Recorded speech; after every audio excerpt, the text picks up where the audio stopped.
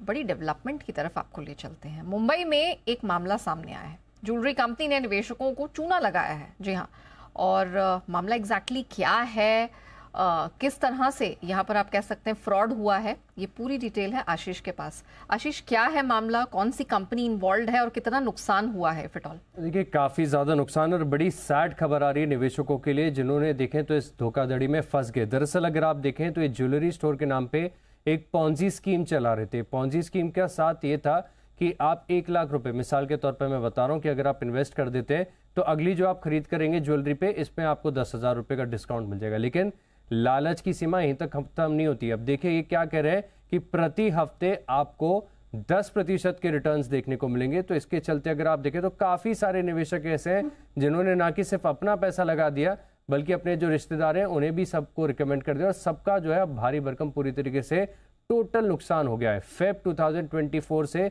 इस Ponzi scheme को शुरू किया गया।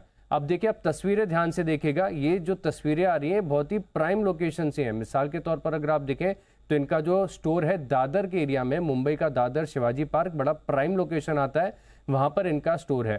दूसरा स्टोर है इनका नवी मुंबई में, वो भी काफी प्राइम लोकेशन पर है। तीसरा स्टोर अगर आप देखें तो वो भी फार सबर्ब्स में, लेकिन काफी अच्छा है। अब फिजिकल प्रेजेंस होती है स्टोर की, बात होती है अगर आप स्टोर के मैनेजर्स के साथ, तो कहीं ना कहीं अगर आप देखें तो ऐसे जो भोले भाले निवेशक होते हैं वो ट्रैप हो जाते हैं। और 10% प्रति हफ्ते, ये सोचने में कितना रिलेवेंट लगता है कि कैसे संभव हो सकता है। तो बिल्कुल पॉन्जी स्कीम चल रही थी, जब तक पैसा आ रहा था तब तक सब सही था, लेकिन फिर पैसे का फ्लो आना हो गया बंद। और कुछ हफ्तों से अगर आप देखें तो कंपनी के जो ऑफिसेस थे, जो स्टोर्स थे, जो शोरूम थे, बिल्कुल बंद पड़ गए।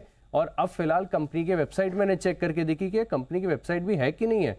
चेक करके देखा तो वहाँ पर सब कुछ मिल रहा है, पेंडेंट्स मिल रहे हैं, गोल्ड की ज्वेलरी मिल रही है, लेकिन इसके साथ एक वार्निंग भी फ्लैश कर रहे हैं। वो क्या कह रहे हैं कि जो कंपनी के सीईओ है वो सारे ताले तोड़ के ज्वेलरी लेके साफ हो गए, इसके लिए ये दिक्कत आ रही है। अच्छा, अगर ये दिक्कत नहीं आती तो ये प्रति हफ्ते 10% का रिटर्न दे देते।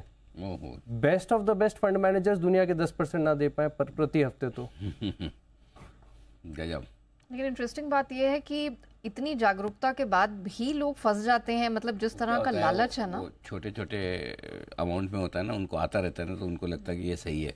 मैं आपको बताऊँ, अभी हमारे सारे एक्सपर्ट्स को लाई स्क्रीन पे। अभी मैं पिछले वीकेंड पे दिल्ली था, राइट, तो हम जो कॉन्फ्रेंस कर रहे थे तो उसमें एक निवेशक खड़े हुए और उन्होंने बोला कि सर मैं एक स्कीम में पैसा लगा रहा हूँ जहाँ हर महीने का 10% का रिटर्न आता है। तो हमने कहा ऐसी कौन सी स्कीम है? तो कोई केंचुए से रिलेटेड कोई एक इन्वेस्टमेंट स्कीम है केंचुए की, कोई खेती से।